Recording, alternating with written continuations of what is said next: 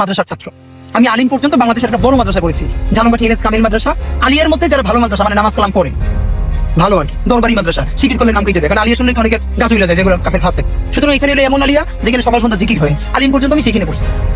আমার নানা গোষ্ঠী সবগুলো দেওবন্দের বড় আলেম, আমার নানা দেওবন্দের পারে, আর আমার দাদা গোষ্ঠী হলো সব সার্সিনা লাইনের, তার মানে হাইব্রিড।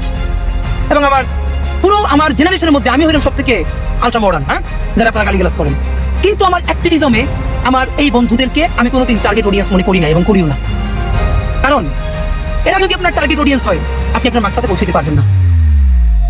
এই কথাটা আপনি অফেন্ডেড হয়েছেন তো? আসেন যে একটা ভালো কথা বলি, বাংলাদেশের আপামর আলেম সমাজের একটা ফাঁকে বলি, ইলিয়াস ভাই, সাংবাদিক ইলিয়াস ভাই কিছুদিন আগে, মানে মাসখানেক আগে, যাদেরকে জেএমবি ট্যাগ দিয়ে অনেক নির্যাতন করানো, তাদেরকে নিয়ে 2-3 ঘন্টা একটা সেশন করছিলেন।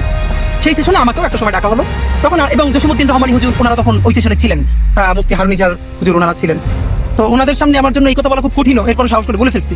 আমি বলছি, দেখেন, আপনাদের রাজনীতি আমি পছন্দ করি না, কিন্তু এর সাথে আমি চাই আপনি আপনার রাজনীতি করবেন, শুধু এই চেহারা, এই সুরতের কারণে আপনার ট্যাগ দিয়ে জঙ্গি বানাই দেওয়া হবে, এইটার বিরোধিতাই আমার পলিটিক্স।